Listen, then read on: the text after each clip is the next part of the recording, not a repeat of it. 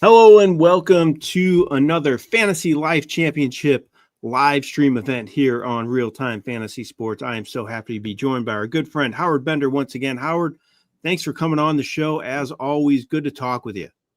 Always great to be here, man. Thank you so much for having me. And I love the fact that we're doing dueling drafts again tonight, right? I mean, Yep. off last week, boom, let's bang two of them out now.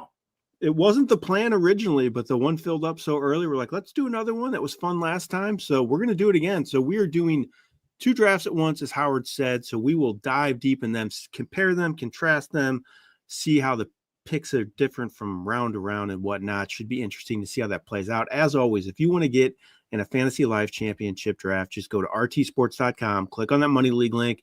You can see all the different offers we have on there, but this Fantasy Life Championship one's the big one. Chance to win $500,000. Howard, I know you're in a couple of them as well. And if you're new to the site, take advantage of Howard's promotion that he runs for us. Howard, you want to tell everybody how they can do that if they're new to the site? Absolutely. If you haven't signed up yet or deposited anything like that, do yourself a favor, go to rtsports.com/Bender. And what'll happen is you'll see two buttons when you get there. One, you can draft against me in the Beat Bender Best Ball Championships that we've got going on over there. But then there's another button that says deposit. And if you go through that route, you'll get an instant deposit match, 50% deposit match up to $500. So think about it. You throw in $1,000 there. You get 500 free, and then boom, how many drafts can you load up in there, right? All of a sudden, that's five fantasy championship drafts right there. Yeah, you're set for the season almost. That's just a great promotion. We're happy to do that. Happy that Howard's on board, providing great content for us on the site as always. And if you're in the stream tonight and you're watching us here live, feel free to comment. You have any questions about anything, maybe RT Sports related, about your drafts for the coming season, players, you name it. Howard and I are here to help you win your league. So feel free to ask any questions, and we will be happy to answer them. These drafts are already kicked off, Howard. They're moving fast and furious as always. So let's look at what's happened. Actually, the one draft on the bottom is the main one that started out. I will go through and read all the names, which I love doing because I just butcher them every time. But the bottom one has Big Hog, Breach, Ginger Pops, Las Haggis, Night Stalker, Goo Discount High, Premature Celeb, KMG1, Dill Pickles, The Dude Abides, and JJ Dunn. Those weren't too bad, actually, so I'll take that. The top draft here is Chris's I don't even know. Holly's Burr, Summer Days, Mostly Peaceful, Tom Chief, Steel Curtain, Griffith and Matt, Spaceballs 2, The Gridiron Go, Night Stalker, Chill Zone, and Beach Bums. The good thing, Howard, is I think these are a lot of new drafters. There are a couple that I'm familiar with, but a lot of the ones that we have done so far, these are new names, so that's good. So maybe we'll see some different strategies here. But that bottom one kicked off quick. It was Bijan Robinson, Jamar Chase, Saquon Barkley, Jahmyr Gibbs, Ashton Genty, Justin Jefferson, CeeDee Lamb. Bijan Robinson goes first overall, and he was the first running back picked on the top draft as well. And Jamar Chase was first overall there. I mean, nothing really crazy in either of these drafts to start. It's pretty chalk for the most part there with players being taken. Anything stick out to you so far, Howard? No, I think it's very cool. There you go. Steel Curtain breaks the streak. We had 5 of the first same names there, and then McCaffrey goes here instead of Ashton Genty in the bottom draft. No, I mean, listen again. We know who the top 12 players are. Or the top, we know that, right? We know who the top 20 players are. So it's all a matter of who you like the most and how you build your team after that, right? Like, I don't think it's really, I took Jamar Chase versus Bijan Robinson because I think I'm going to have a slight edge there. We'll see if you have an edge there based on the way you draft the rest of the way. So, yeah, nothing too surprising here at all, especially with just some of these names. Yeah, Malik Neighbors, you see go. I guess that was 8th overall. That might be the soonest I've seen him picked. That's kind of a a new one for me so far in drafts. But I I mean, love a it, huge ceiling, but man. you worry about the QB situation a little bit. But are you okay Do with you? Neighbors? I don't really know if I worry about it. Listen, You know, Russell Wilson, I mean, this he's a better passer than what they were dealing with it's last fair. year. And Malik Neighbors still saw the second most targets in the league. What do you have? 170 targets, right? Imagine Russell Wilson with better accuracy. He loves to chuck the ball downfield, but let's say the Giants don't like what Russ is doing in the first couple of games. Say hello to my little friend Jameis Winston. Like, don't you think, couldn't there be like a 4-week span there where Jameis is under center and all of a sudden Malik Neighbors has a minimum of 15 targets per week? Like that's a bargain. Yeah, definitely intriguing. I actually think a couple guys that kind of fit the same mold. I think people are worried about the QB and they're falling down drafts, but I like them for the values. Jerry Jeudy and Calvin Ridley. I think those are two guys that I think are kind of undervalued. It's the same situation. Is it really worse than last year for either of those guys? I wouldn't think so. So I think there could be some value with those guys. Kind of interested to see where they go. I'll ask you this, Howard. You've done a lot of drafts, so if you're picking at this point, where do you like to see that first pick end up for you? Is there a spot you're like, oh, I got this. I got this one. I'm picking here. Is there something that has stuck out to you so far in these drafts where you like to pick? No, I mean, I would say closest to the end as possible, less middle to Hmm. have to be the one to make those decisions early on, right? If I know if I'm picking in the top 5, there it is right up top, right? It's Jamar Chase, it's Bijan, it's Barkley, it's Gibbs, it's Jefferson, right? Or Lamb, Yeah. top 6 picks even are fine. But it's like then you get to the back end of the draft and you move through the Devon Achans, or you don't have to make that move with Ashton Genty. You don't have to, wonder how much Devontae Adams is going to take away from Puka Nakua. So I like being in that front end, and then I like being in the very back because, then that's where I'll take like a, Derrick Henry or a Malik Neighbors if they fall to me there. Yeah. Derrick Henry goes with the 10th pick in both these drafts in the first round. I think that is the earliest we've seen him taken in one of these Fantasy Life Championships. What's your take on Henry this year? You think he's just going to keep it rolling? You think he's going to maybe fade a little bit, or do you feeling pretty bullish on him still? I'm perfectly fine with Derrick Henry. I really am. And look at that. Dill Pickles at the bottom takes Derrick Henry and Devon Achane. I think pretty much in the last 3 drafts that you and I have broadcast here, it's been a Henry Achane You're right. tandem. So, I mean, we're always waiting for like that other shoe to drop, and he couldn't possibly see this kind of a workload.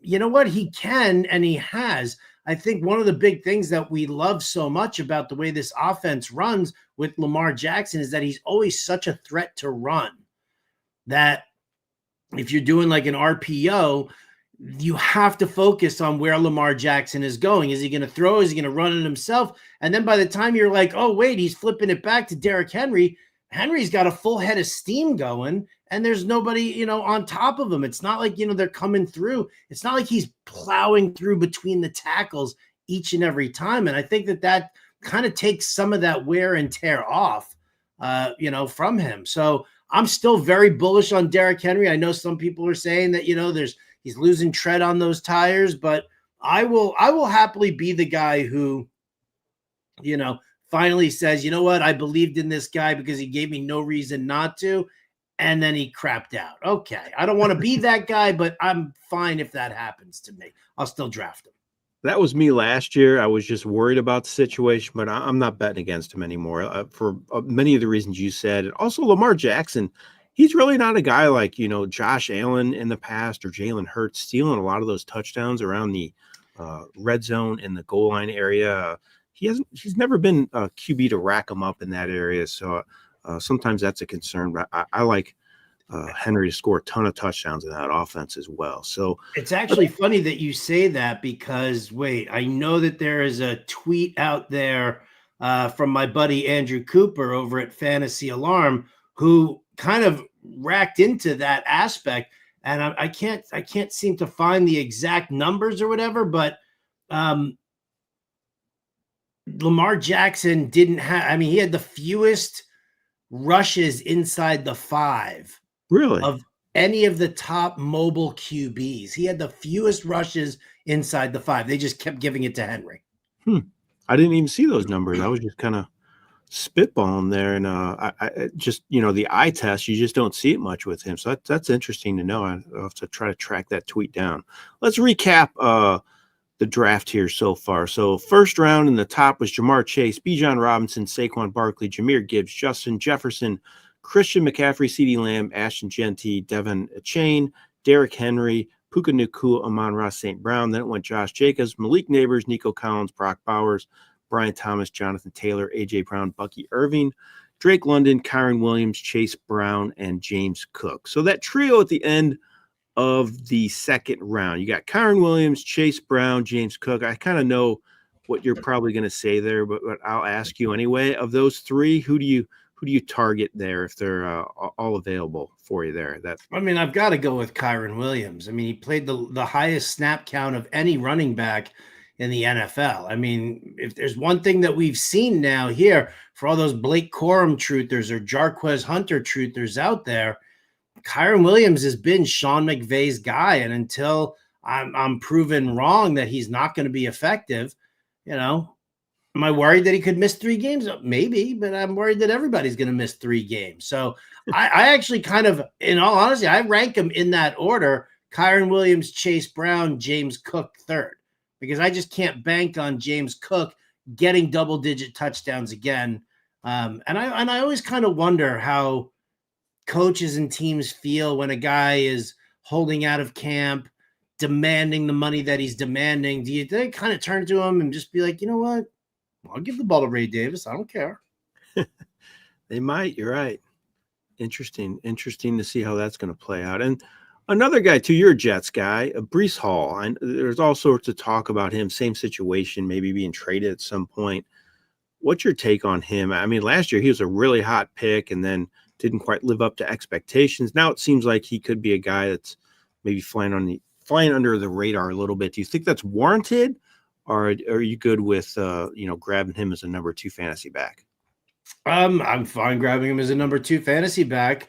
I'm fine grabbing him as a number 1. I think everybody's nuts for sleeping on Breece Hall like this. I think, think about what Aaron Rodgers did. I mean, he led the league in pass attempts last year, right?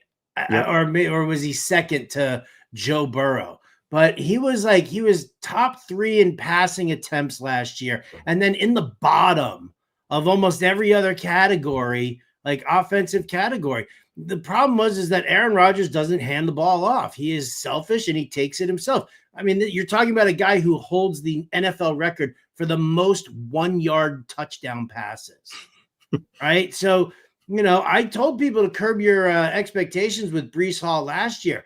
Now it's Justin Fields. You're going to get a lot more RPO work where people are going to have to be worried about Fields' mobility. I'm very much into it. I think Tanner Engstrand, who came over from Detroit, I think he's going to very, very much know how to utilize Breece Hall. And I think we actually probably see a little bit less of Braylon Allen unless the Jets are up. And then in that case, maybe they just let Allen kind of chew up the clock a little bit. I'm a big fan of Breece Hall. I love being him. If I can get him in the 3rd round, dude, that's going to be a huge value moving forward. So we have our first QB off the board in the bottom Fantasy Life Championship draft. Lamar Jackson goes with the 3rd pick in round 3. Still yet to see a QB drafted yet on the top one. I don't know if that's a first if there's not one taken in the 3rd round. They'll be interested to see if that keeps playing out that way. We have Trey McBride. Ask and ye shall receive. Oh, there you go, Lamar Jackson. Chuba Hubbard went right before him. That might be the earliest I've seen him go in a while. What's your thoughts on Hubbard this year? I thought he had a really impressive season last year. Brooks is banged up. The offense should be better. Think Hubbard's going to have a solid year?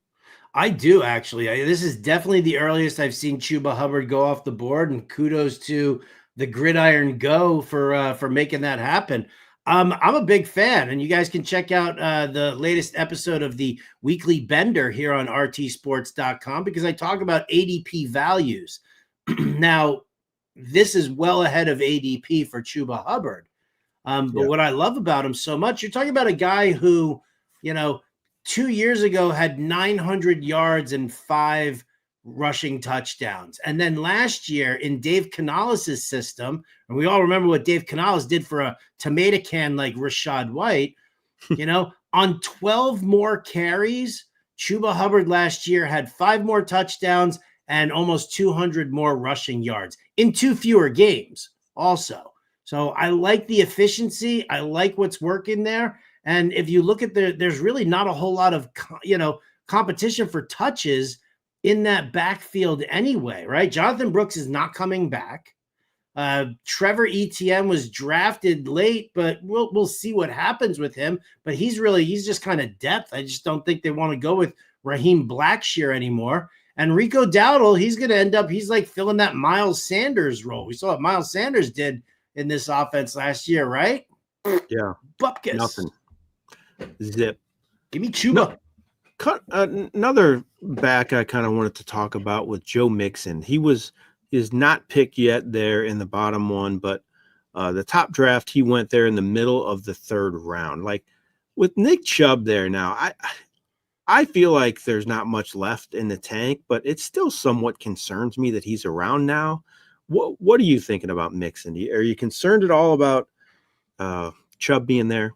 I'm actually, I'm kind of concerned about what's going on in Houston right now because, I know that Joe Mixon has been dealing with an ankle injury that happened at the tail end of last season, and we knew that he was going to be coming into training camp with it.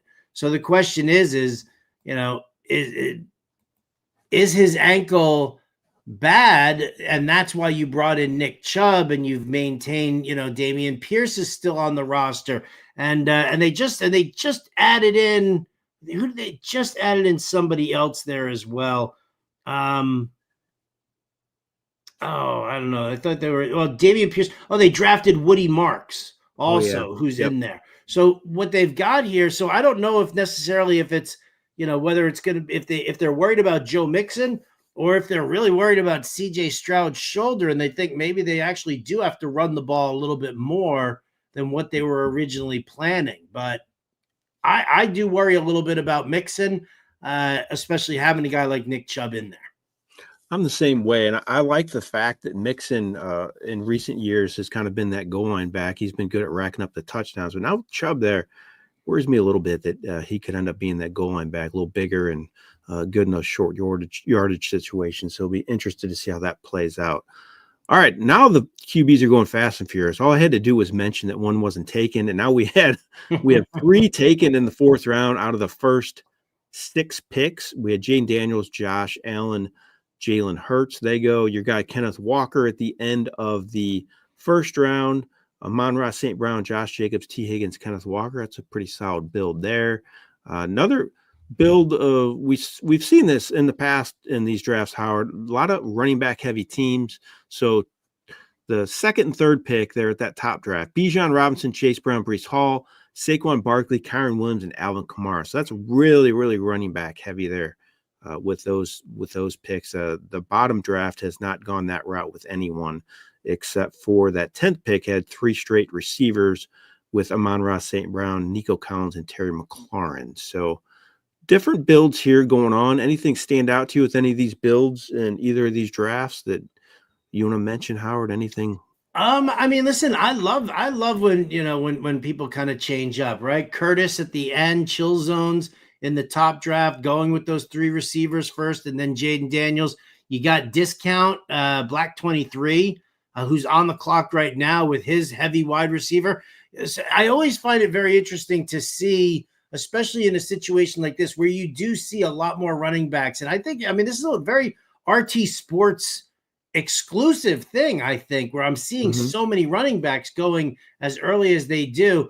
I always look to see where these other guys, where's Chill Zone's going to go? Where is, at the bottom there, KMG1 as well as Discount. Like, where are they going to go? Are they confident enough in their ability to dissect the player pool and to understand which running backs are going to be there later on. Like, I like James Conner. I think he is a solid option to have in there. High right before him took Chuba Hubbard. He's got 2 receivers and a tight end. It's so much more wide receiver heavy, right? Discount through KMG in this bottom draft. You're right. 2 different drafts for sure. It's a lot more receiver heavy there at the bottom. It just changes the whole dynamic of it. Yeah. And so I dig it, man. I definitely dig it. Yep. You can win with any strategy. We said this in the past. You can win going receiver heavy early. You can win going running back. You can win taking a tight end early. Anything works. It's just how you end up building. So that's why it's good to watch these, because it can help you get an idea of, some different builds and, help you figure out how to attack these drafts. And especially knowing your drafters too. We've seen a lot of these, and you see some of these names in here, and it can kind of give you an idea as well. I think it's important to kind of have an idea of what could happen. And look at the ADPs too. We have them in our draft guide. It's RTSports. Actually, it's free draft guide is a URL you can use, but you can also go through the RTSports portal as well. There's a link for that draft guide, but we have all the ADPs for every contest. So you can sort by contest to see where these guys are going.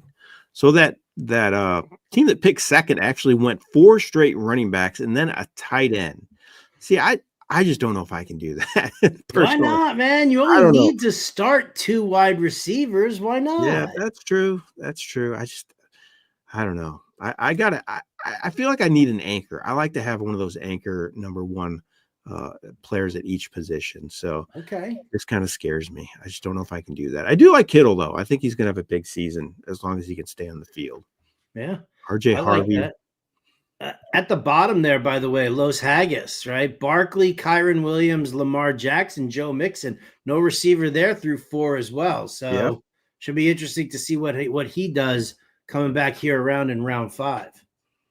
This is another question I'm going to ask you, and I think I already know the answer, but I'm intrigued anyway. I feel like Garrett Wilson and Jackson Smith-Njigba, they went right next to each other in both these drafts. They're kind of like interchangeable, like, flip a coin. Who's going to go before the other? Who are you taking? I'm definitely taking Garrett Wilson.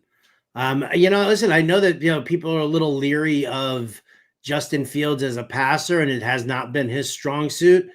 But I'm just looking at the volume, right? There's nobody else on that team. Allen Lazard likely to be traded to the Steelers. Josh Reynolds would end up slotting in as the number 2 wide receiver. They got that kid Arian Smith, the kid through the draft. Mm-hmm. There's nothing there. There's Mason Taylor, the tight end, and I think that's kind of what we're going to end up seeing is we're going to see him in like that Sam Laporta-ish kind of way, but I think that this is Garrett Wilson 100%. And then you look at Jackson Smith-Njigba, we're learning different things here. It's a new offense. It's Clint Kubiak. We know what he likes to do. We know he likes to have a more conservative, old school run-first offense. Runs a lot of 12 personnel, a lot of 21 personnel as well, which just puts 2 receivers on the field. Now, yes, you're going to have consolidated targets between Jackson Smith-Njigba and Cooper Kupp, but you're also taking JSN out of his comfort zone. Last year, 77.5% of his snaps taken out of the slot. DK Metcalf and Tyler Lockett handled the outside work. So now what you're going to end up doing, because they want to use Cooper Kupp in the slot when they use some pre-snap movement, you're kind of changing up things for JSN a little bit. You're changing the type of receiver that he's going to be. You're changing up his route tree a little bit more. So and not to mention the fact that he's going to draw premium coverage. So I do have some concerns with JSN overall. So JSN, I had a ton of target shares of him last year. This year, I don't know if I am, just because of the reasons you mentioned. The big one for me is, you said it with Kupp too. I feel like they're just similar type players. Mm-hmm. And I think JSN could be a better fit for the slot. I don't think he's going to play there. So it does worry me for sure. And I just don't know if I want to pay that price tag to get him. I'd much rather have a Garrett Wilson personally. That was my answer to that question as well. I've talked about him in the past, thinking he's a little undervalued going into these drafts right now, but he's starting to inch up a little bit more in these last few weeks, I feel like, and it could happen even more so as we get closer to the season. So some running backs going off the board up top, getting a little tougher to find top quality backs, but David Montgomery, James Conner, Quinshon Judkins, DeAndre Swift, RJ Harvey, Travion Henderson, those guys have all went in that top draft. I mean, what's your opinion of those backs in the 5th round? Like DeAndre Swift, Judkins, Montgomery, Connor. Who do you like out of those options? I feel like you can get them kind of interchangeable in that spot of the draft. Is there anyone that you're targeting out of those 4 guys? I mean, I like James Conner. I think everybody's just there's another one, right? Oh, he's older. Oh, he's injury prone. Dude had cancer 6 years ago and beat it, right? So I mean, Sure. right? And he's and we haven't seen anything. Okay, maybe the Trey Benson truthers are out there and they, want to kind of purport their guy a little bit, but James Conner has not done, anything to show that there's a slowdown or a problem that we have there. We know David Montgomery gets a 50% share, right? We know that DeAndre Swift, he's the lead back in Chicago. If I had to say, I'd probably go with Conner, then Swift. Mm-hmm.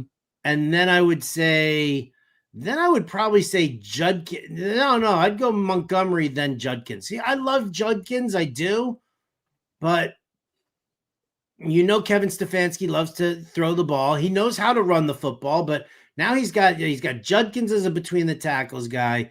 Jerome Ford is like a complimentary kind of, spell you every once in a while, and then you've got Dylan Sampson, who is a strong pass catching running back. So is it going to be a 3-headed monster over there? Is it going to be a 2-headed monster over there? Could Judkins get that job by himself? I'm hard pressed to say yes to that, but Swift and Connor, yes, both of them.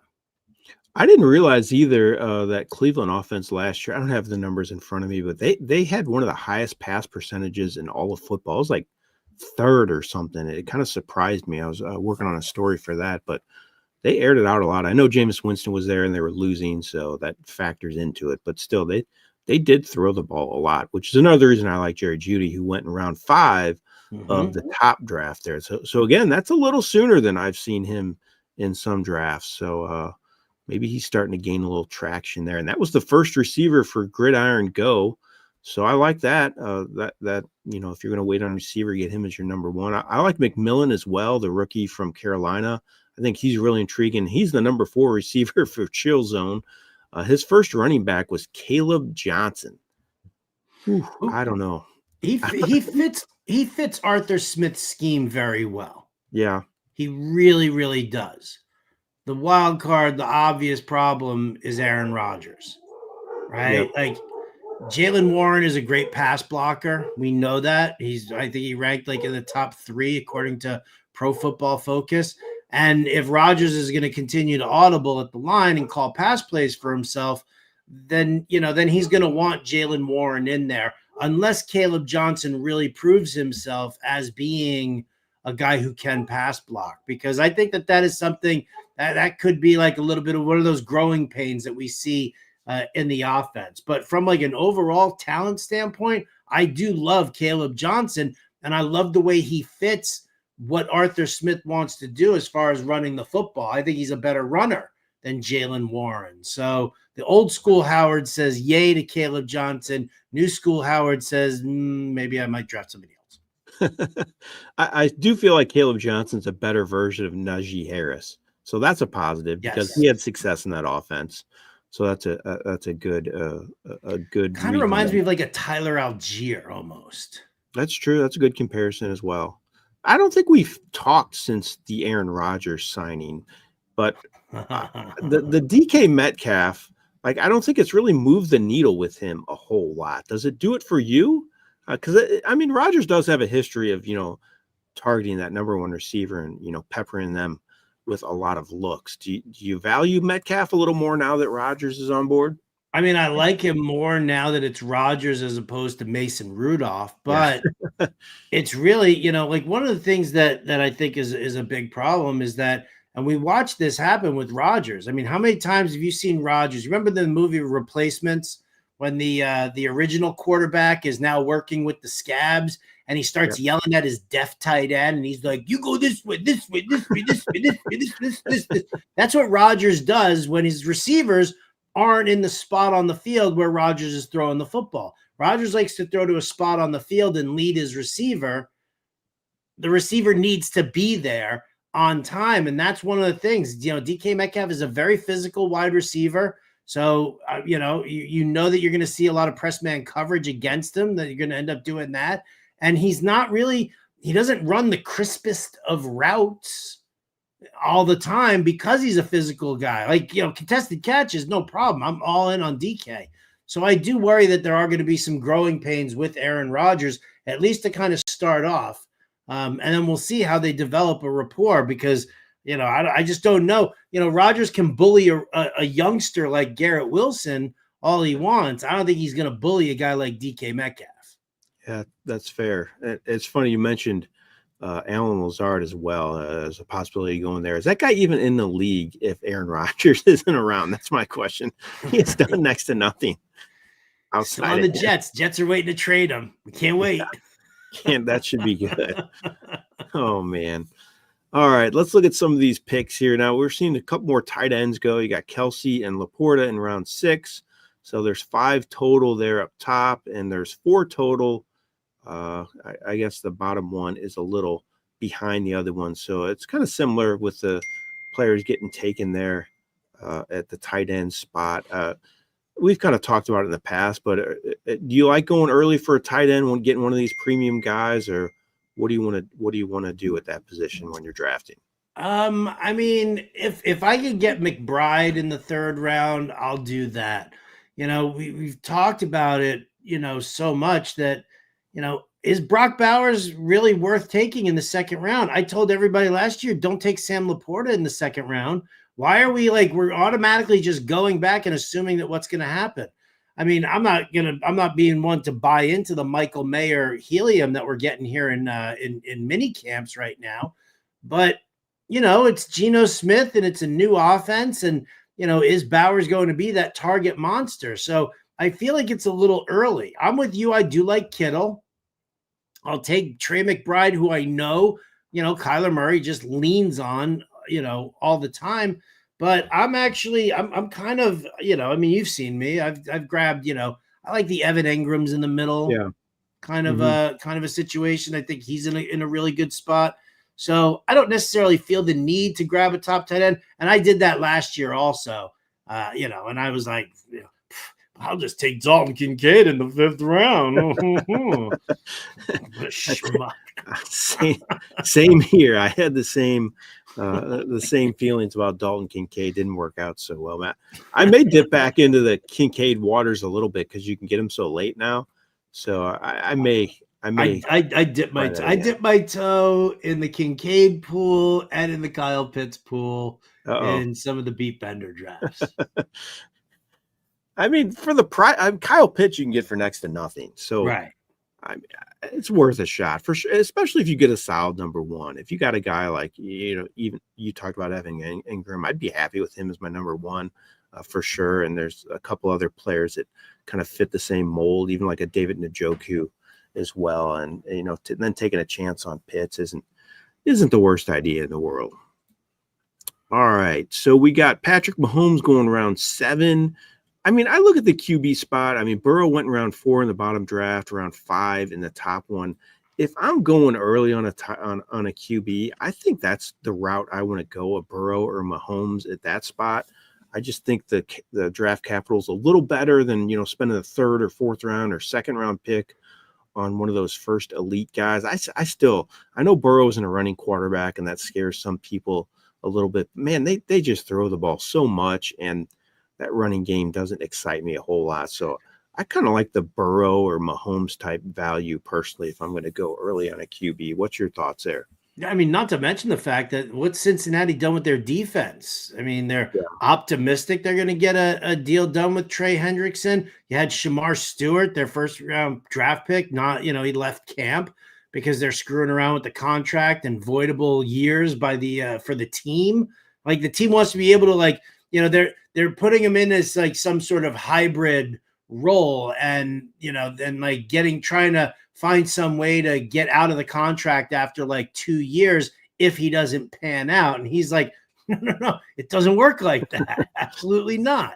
So they haven't done anything to bolster their defense. So, I mean, are we just going to see Joe Burrow in like perpetual shootout mode the entire time? For that reason, I'll draft Joe Burrow. I have no problem with that. I have no problem taking Mahomes there in round 7.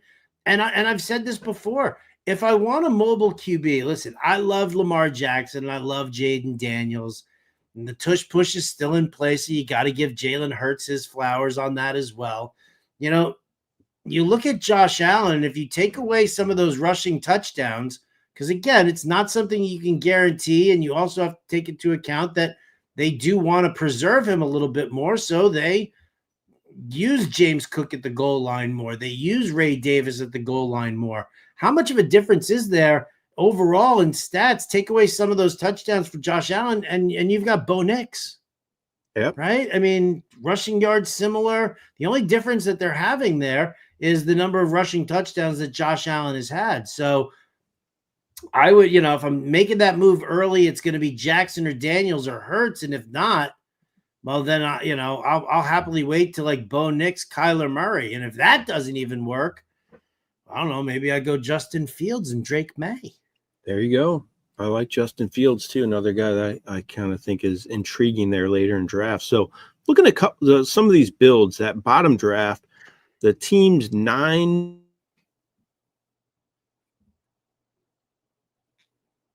So you got Amon-Ra St. Brown, Nico Collins, Terry McLaurin, DeAndre Swift, Jordan Addison, Tyron Tracy for KMG, Dill Pickles, Derrick Henry, Achane, Rice, Harrison Jr., Metcalf, Judkins, and then the dude, Christian McCaffrey, Brian Thomas, Higgins, Devontae Adams, David Montgomery, Aaron Jones.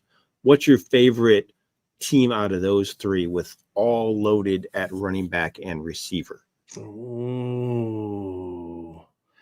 I mean, I'm probably going to say Dill Pickles here with Henry. I'm not the hugest Achane fan, but you kind of have to lock him in there. I think it's because I really like, having Derrick Henry and the upside of Quinshon Judkins and the upside of Devon Achane, right? And then Rashee Rice, Marvin Harrison, DK Metcalf. I just, I think that the running backs are better for Dill Pickles than they are for KMG, who I like, but I like Dill Pickles a little bit more. And the same thing, I think the dude there on the third side there, McCaffrey, I dig, but then you got Montgomery and Aaron Jones. It's good, strong receivers, but it's 1 wide receiver 1 and 2 clear-cut wide receiver 2s on their roster. Yeah, I was going to pick the Dill Pickles team as well. That was my favorite of those options for many of the reasons you mentioned. I think Rashee Rice could have a really big season. Hopefully he can stay healthy and Mahomes can get it going again. I think he's kind of intriguing to me. And we talked about Metcalf already. Could be a kind of a target monster there with Aaron Rodgers. So kind of intriguing to see that. I don't know if the top, let's see, the Beach Bums team there at the top, picking on the end, he went all running backs and receivers. Oh, actually, mostly Peaceful picking out of the 4 spot did as well. So a couple of teams doing similar strategies. Oh, actually, the Lone Star team too, the Spaceballs 2 team there picked all running backs and receivers. Let's talk about Spaceballs 2, Howard.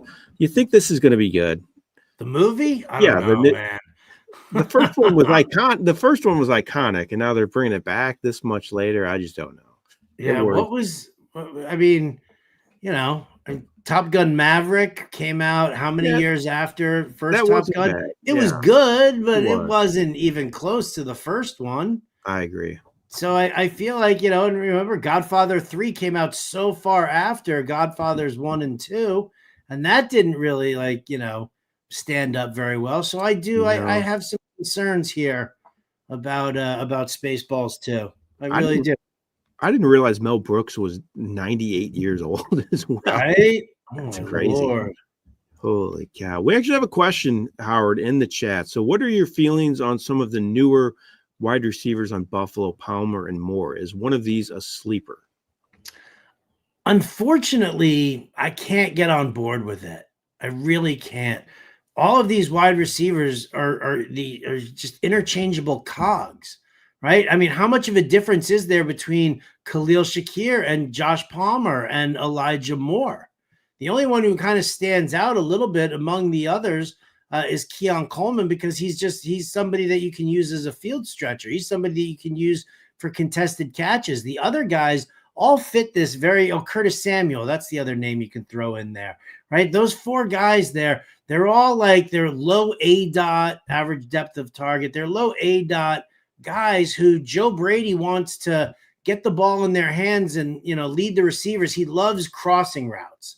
He loves it. And you watch, he's going to have in like 4 receiver sets, he'll have his receivers go up, and 3 of them will go across the field while Keon Coleman goes up.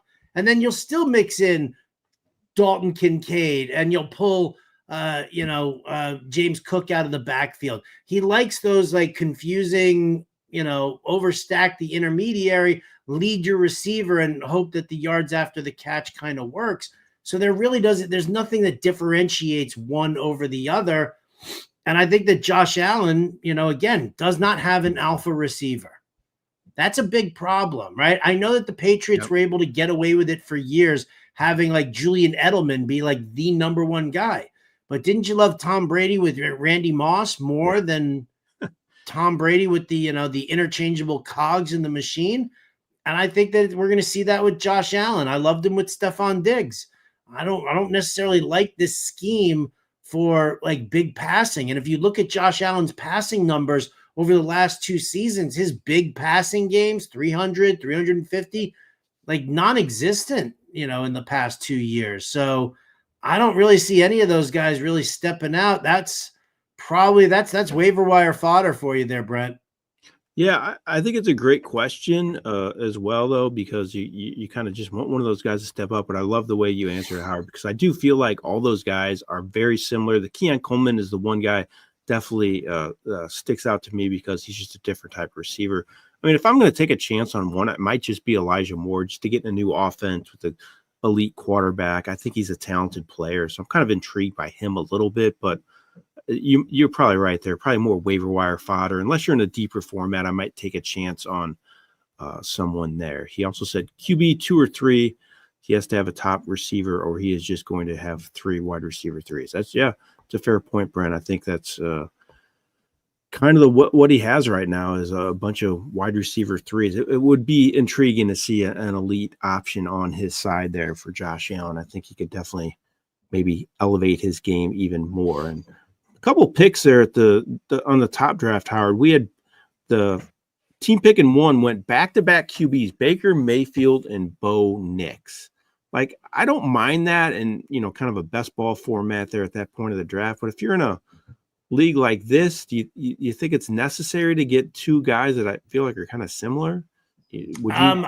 Bo Nix is the mobile guy. Baker Mayfield's the pocket passer, right? He doesn't really do a whole lot of rushing. I mean, can he at some point? Sure. But yeah, I don't like taking the I like the style, right? The yin yang, the mobile guy and the pocket passer, but you're still, you're taking 2 guys who are so closely ranked together and projected to do very similar things, in the sense that, like, why do you want to have to make that decision every single week? Do you really think that you're getting the better of the situation, or do you take one guy and then you just have a backup later on? That's when I draft a team. I draft a team to make as few lineup decisions as possible. I want guys who are going to be locked into my lineup. At most, a wide receiver 3 and or flex that I'm kind of waffling over, but I don't want to have to decide which quarterback to start every single week. That would make me nuts.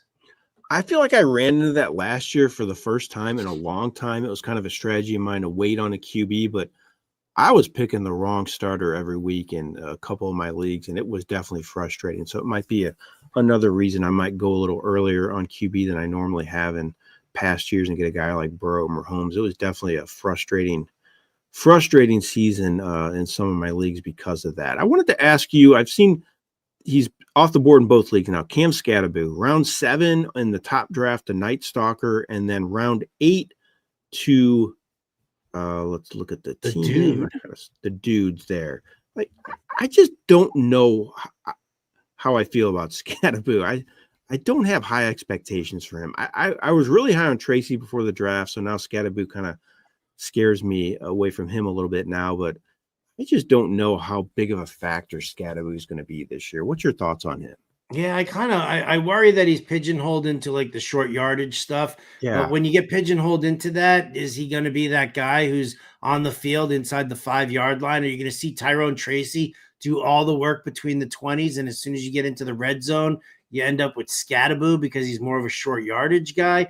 I hope that's not the case. I truly hope that's not the case. But that's, I mean, Skattebo really, I mean, he gained notoriety. It was like the very tail end of the season. Might have even just been the bowl game. Yeah. Right. That he just had that big turnout and everybody all of a sudden, knew his name, and fantasy football Twitter and big fantasy got their hooks into Skattebo.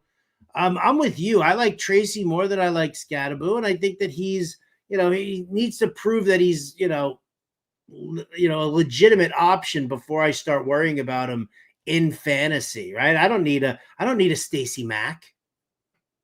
Stacey Mack, that's a name out of the past. Hey, you like that, huh?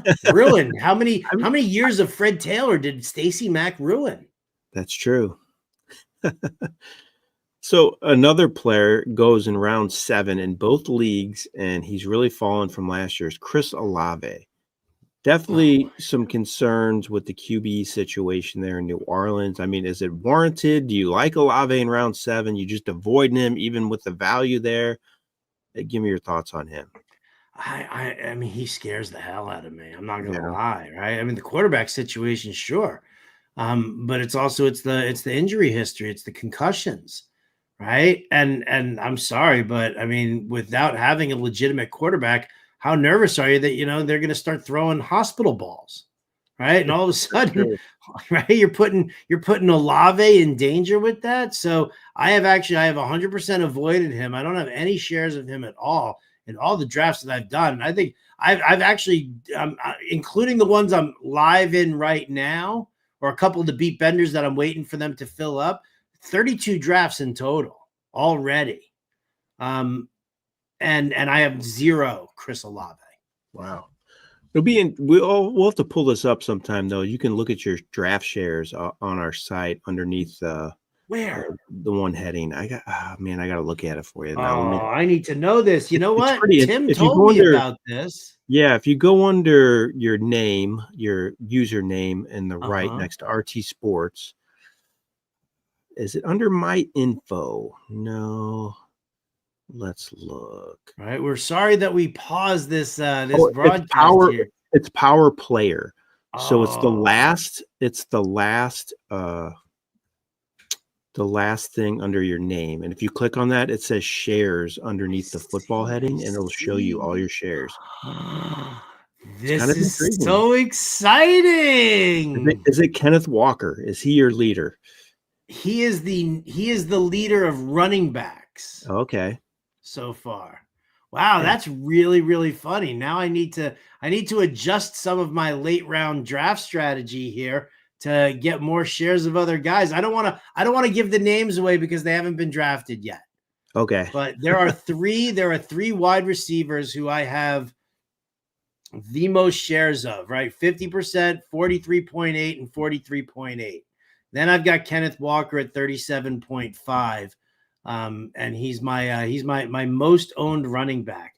Oh, baby. See, Howard puts his money where his mouth is. That's for sure. He goes with his guys there, and he drafts like that too. My number one share is kind of a surprise to me. I've done a decent amount of drafts. It's Colston Loveland. Look at I know.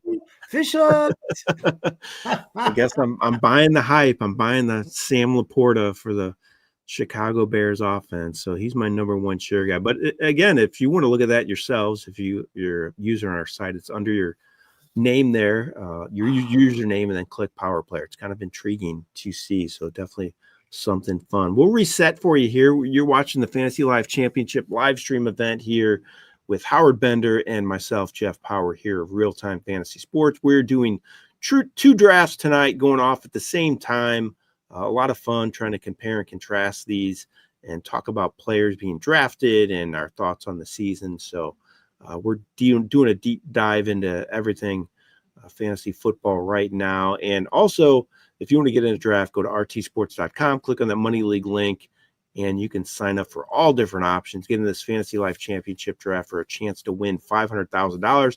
And we do these drafts every Wednesday night here at 9 p.m. Eastern time. If you want to be on this live stream and see your team get drafted live here on our YouTube channel, and you can hear Howard and I talk about it as well. So that league's up right now. So if you want to go sign up for it, go ahead and do that. All right, Howard, let's look at some of these backs here going a little later in the draft. You got Austin Eckler, Braylon Allen, Jordan Mason, Rachaad White, Javonte Williams, Ray Davis in both the leagues. Actually, Trey Benson's another guy picked. Any of those guys, stand out to you as guys you're maybe taking some chances on? You talked about Ray Davis a little bit earlier in the show with James Cook's situation. Is he a guy you're looking at all? I mean, I do like Ray Davis. I think he will get some work. He's definitely a late round guy. Isaac Guerendo. I think if you're getting like a 10th round, you're looking for a handcuff, right? Or to steal somebody's handcuff. I think Guerendo's in a great spot. I mean, yeah.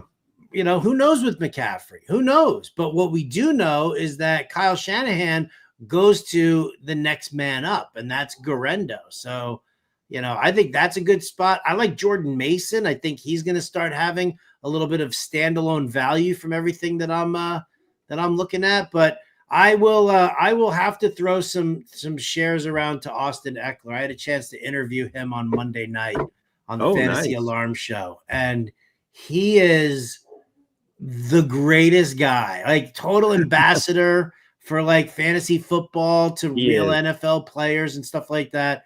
But I mean, I asked him the question, right? Because I have concerns about Alvin Kamara, right? Because Kamara's he's made his bones on being a pass catcher. He's never had 1,000-yard season, right? Same with, Austin Eckler is like, he's close to Austin Eckler, right? But you look at Kellen Moore and what he's done, and Tony Pollard never got enough passing work.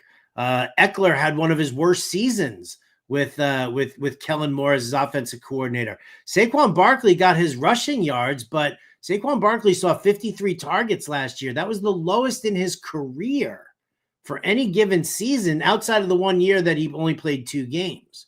So I asked Eckler this about Alvin Kamara, and he basically took a negative and turned it into a positive. And he was like, well, I don't want to talk about that. Why don't we talk about what Joe Lombardi does for running backs? And he was like, I had 2 of my best seasons with him. So I was like, oh, does that put you on RJ Harvey a little bit more? So, Eckler he's such a class act that I will have shares of him just because I like the person.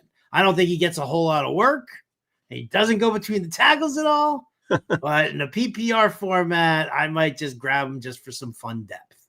You're right. He's been great for years. He used to give away stuff on his Twitter feed, like give away some sort of autograph memorabilia or something if you had him and started him. I used to remember him seeing that, like, show me a screenshot of you using me this week. I think that's just awesome. You're right. He's been just a great ambassador for the fantasy industry. Not all players are like that, but he's definitely embraced it. And he's a big gaming guy too, if I'm not mistaken. So he's really into it, and he does a good job. I know he's on some shows as well, talking about fantasy football. So definitely fun listening to him. I'm gonna have to catch that interview for sure. Listen to that on demand with your interview with him. That should be a lot of fun. Brent Campbell's asking some good questions. Howard, he's keeping things lively. He asked, do you see one of last year's breakout running backs not coming on big this year? After the 24 season, I like Pierce and Algier. Neither one got the chance last year. That's a good question. Is there any back that you think could take a step backwards this year? Anybody you're kind of fading that had a big year last year? I'm less bullish on Bucky Irving this year. I was so into Bucky Irving last year because I couldn't stand Rashad White, and all the metrics said, Bucky Irving was the better back for Liam Cohen's system, and that's what happened. But now you've got Liam Cohen, and he's gone to Jacksonville. Josh Grizzard is the new offensive coordinator. He comes from that McVay tree, right? And he loves to throw the ball. And you think about it here, right? If you've got a new head, you've got Todd Bowles, a defensive minded coach, right? And what do? You draft a Mika Egbuka, where you drafted him. So now you're talking about Chris Godwin, Mike Evans, Jalen McMillan. I'll tell you what, if you had Jalen McMillan on your roster in the fantasy playoffs last year, you won. Yep. Like you won. He had like a 5-game straight streak where he caught at least one touchdown. And in some of them, he caught 2. So now you've got these 4 wide receivers. You got Cade Otton as a tight end. Do they want to throw the ball more?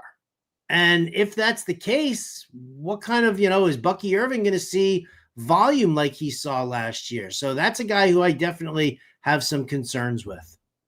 My concern is a guy we've actually talked about a little bit already. It's James Cook, just because I can't see him racking up 18 touchdowns again. I mean, that was just such a huge number compared to with what he had done to start his career. He had just 4 rushing touchdowns in his first 2 seasons. He had some receiving touchdowns, but I just can't see him sniffing that. So I think he's going to have a regression in touchdowns. He barely broke 1,000 rushing yards last year.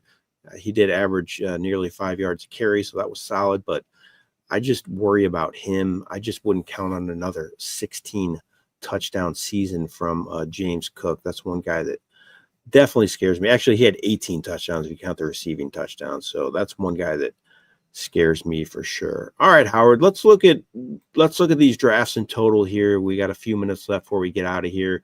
We'll start with the top draft. Who do you like? What stands out to you? I wanted to mention this to you and I forgot, but that Beach Bums team must have been listening to us last year. He took Dalton Kincaid as his number 1 tight end. I can't do it. Beach Bums is stronger than me, but any team stand out to you at the top here? What are you looking at? What do you like? Okay. Well, listen, I definitely like Hallie's Burr, the person, Chi-Chen Yang, who went heavy running back and went to George Kittle. I think Travis Hunter is going to be an intriguing option here. Jaden Reed, Jacoby Myers, these guys are great PPR guys, right? They're not necessarily, huge explosive, but what they'll lack in yardage, they'll, kind of pick up a little bit and some extra catches there. So I kind of like what he did there with his team. And then the other one, I love Joe Bradshaw, the Beach Bums there, despite the reliance on Dalton Kincaid, right? But Amon-Ra, T. Higgins, Chris Godwin, DK Metcalf, and then, upside there with Jaden Higgins as a wide receiver 5. I love that. I love the handcuff of Walker and Charbonnet. And then you've got Josh Jacobs and Najee Harris here. So, this is a nice group. Oh, Dak Prescott there, who's going to throw the ball a ton this year. Yeah, I was just going to mention that. I like that as well. I like what he did getting Prescott there. Round 12, you get your number 1 QB that could end up being a top 10 option. Even, if he has everything goes well for him, he could really have a huge season, as you mentioned. I'll go with the team picking smack dab in the middle, the Griffith and Mattel team. I like he has CeeDee Lamb, Jonathan Taylor. I think that's a great start. I'm talking about Garrett Wilson. I don't love his number 2 back in Omarion Hampton. Just not convinced, he's going to get a monster workload, but I think he has some other options he could lean on with Tony Pollard, Tyron Tracy, and then he has Rome Odunze, Evan Ingram, one of you and I's favorite tight ends this year, and Tyler Warren is a backup as well. So I'll go with that build for the top as my favorite right now. That would be most near what I would maybe look at. So let's look at the bottom draft now and talk about our favorite teams. A little harder to scroll through that with the way this is set up, but anybody there you're looking at, Howard, right now? Yeah, for sure. Night Stalker 2 has a really nice build, right? Omarion Hampton is a number 3 wide receiver, running back, as opposed to a number 2, right? Tyreek Hill, there's always some explosive upside there, but then you get some safety there with Devonta Smith. And then Travis Hunter, I think, is, again, good, solid upside to have there. So I like Night Stalker. I really like Big Hog Breach at the 1 spot. I think that's a team that I really can get behind here. Bijan, Chase, RJ Harvey, McConkey, and Godwin as the top 5 picks. And you get yourself a solid tight end, and you get Mahomes. So I like that build as well.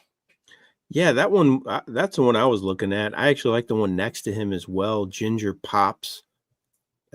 He has my guy Joe Burrow again, but he has him with Jamar Chase, which is huge. And then Breece Hall and Kenneth Walker. So 2 really good running backs. DJ Moore, I like him a lot. Caleb Johnson, good number 3 back.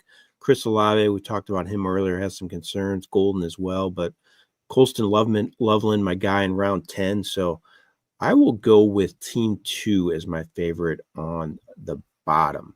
Again, you've been watching the Fantasy Life live stream event here on RealTime Fantasy Sports, joined by Howard Bender to go over these 2 drafts. If you want to get in one of these, the draft for next week is already up. So if you want to get in that, listen to Howard and I talk about it. You can do that right now. Sign up for it at RealTime Fantasy Sports, RTSports.com. Click on that Money League link. You can see all the options we have on there. Howard, it's been so much fun talking to you as always on the live stream this week. What do you got going on for you, fantasy-wise, that people can check you out on if they want to? You have some content on RealTime Fantasy Sports, but you have some other channels as well if people want to listen to you. Sure. Well, yeah, the weekly Benders on RTSports.com. You guys can look for that one there. If you follow me on Twitter at RotoBuzzGuy, or, social medias, it's all RotoBuzzGuy. I put links to all of my content. I write a weekly column in the New York Post. That's all baseball right now. If you want football, you're just going to have to wait until further into training camp. And then everything we got going on over at fantasyalarm.com. I know that we've got a free draft guide here over at RT Sports. If you want to check out other things like my personal rankings, my coaching systems articles, everything like that, we've got the Fantasy Alarm draft guide is available right now at fantasyalarm.com/NFL draft guide. And I'm posting free content that they say, as well, so that you're going to get the best of both worlds over there. Awesome stuff, Howard. Appreciate it. You're also on Sirius XM Fantasy Radio. Can't forget about that thing.